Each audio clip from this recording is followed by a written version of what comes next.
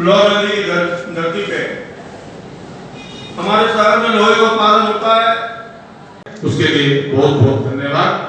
और आगे की जानकारी पवन भैया बताएंगे। श्रीमान पवन अग्रवाल जी से निवेदन होगा कि आगे के बारे में पवन भैया कृपया बताएंगे। श्री पवन अग्रवाल जी, बहुत बहुत धन्यवाद। ये बात पर मैं भी सहमत हूँ कि जितना लोग प्रोग्राम में जुड़ेगा, जितना आदमी लोग में जुड़ेगा, भी तो ये प्रोग्राम भव्य होगा और भी तो आकर्षित भी होगा। हर आदमी ने जुड़ने से पिकअप में एक भावना रहेगी कि मैं मेरा प्रोग्राम है, मैं कर रहा हूँ, मेरा प्रोग्राम है। और आदमी इंटरेस्ट लेकर आओ, उपस्थिति दोगे, 5 से 7 दिन की उपस्थिति है तो 7 दिन तक अगर कोई आदमी आवा उपस्थिति देगा तो बिना अपना सम्मान भी देना चाहिए, बिना इन कोई प्रोग्राम की जवाबदारी भी देना चाहिए पूरे काम की। तो आदमी इंटरेस्ट लेकर करोगे और आपका प्रोग्राम बहुत भव्य होगा। तो इसके लिए किसी भी शहर में यदि इस प्रकार का धार्मिक कार्यक्रम आयोजन हुआ है तो निश्चित रूप में इस शहर को वातावरण बहुत सुंदर और सुखद हो जाए। गुरु जी का परिचय। पूज्य श्री विजय गुरु जी का जन्म 1980 को देव नदी गोदावरी के तट पर स्थित मणिचाल नामक गांव में सूर्य उदय की वेला में हुआ था। उन्होंने अपने हाई स्कूल को उत्तम अंकों से उत्तीर्ण की और मधुरा में पिता श्री के मित्र आचार्य श्री स्वामी महाराज से विलक्षण आत्मिकता को परखा। आचार्य श्री ने 1995 में धाम वृंदावन में अध्ययन करने के लिए पहुंच गए और वहां जगत गुरु श्री श्री 108 नमस्कार फ्रेंड्स, आपने सुना होगा पूजा पाठ आहुति सभी लोग करते हैं शांति के लिए, लेकिन श्री विद्या शक्ति सर्वस्वम एक ऐसी अनूठी और अद्भुत एक महायज्ञ की परिकल्पना की है और संकल्प लिया है आज कि जिससे पूरे शहर में, जमशेदपुर में, झारखंड में, पूरे भारत में सुख शांति और आनंद सभी परिवार को मिले। इतनी बड़ी व्यापक एक सद्भाव लेकर चली हुई है ये सर्वस्वम। और इसमें जो होने वाले हैं महामत देवी भागवत कथा ज्ञान यज्ञ भी है और अम्बा यज्ञ 9 कुंडीय सिंह सहस्त्र चंडी महायज्ञ भी है। तो इस यज्ञ के ही दृष्टिकोण से मेरे को जानना है कि आप अपना परिचय देने के साथ ये बताएंगे कि इस यज्ञ में क्या क्या होने वाला है। मेरा नाम पवन अग्रवाल। क्योंकि देवी माँ की कृपा से हम इसे जमशेदपुर को लौह नगरी कहते हैं, लेकिन हम लोगों का मानना है कि लौह नगरी के साथ साथ अध्यात्म नगरी भी अगर कोई है झारखंड में तो जमशेदपुर है।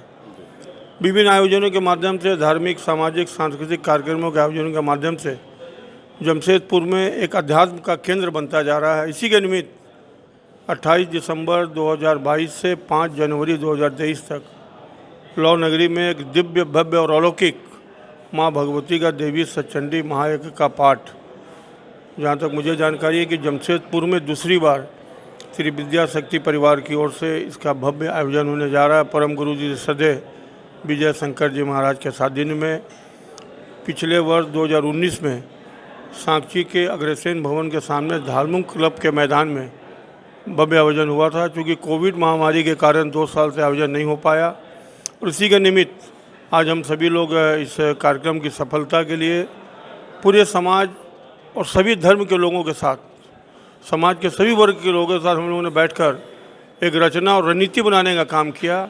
और विद्या शक्ति परिवार का प्रयास है कि समाज के सभी वर्ग के लोगों को साथ जोड़कर इस भव्य ऐतिहासिक महाचंडी यज्ञ में सारे लोगों की आहुति लगे।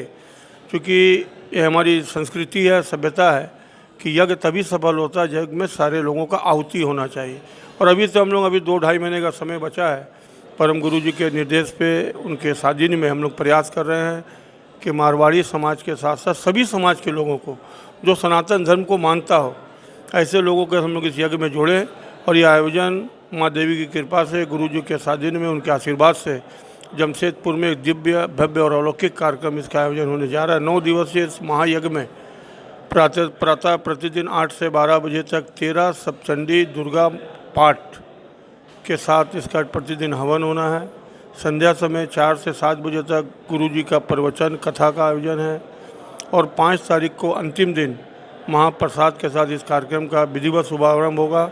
और हम लोगों ने गुरु जी के सानिध्य में यह प्रण लिया है कि अपनी भारतीय संस्कृति को बचाते हुए अपने आने वाली पीढ़ी को अपनी संस्कृति को बचाने का आह्वान करते हुए 31 को जबकि सारा लोग नया साल मनाते हैं, न्यू ईयर मनाते हैं, तो गुरुजी ने नारा दिया है, ना होटल जाएंगे ना डिस्को जाएंगे, हम माँ देवी के दरबार में हाजिरी लगाएंगे। इसके लिए 31 को नाइट में राम मंदिर आयोजन स्थल पे भव्य कीर्तन, भजन और अपने संस्कृति के अनुरूप सांस्कृतिक कार्यक्रम का आयोजन भी इस बार किया जा रहा है।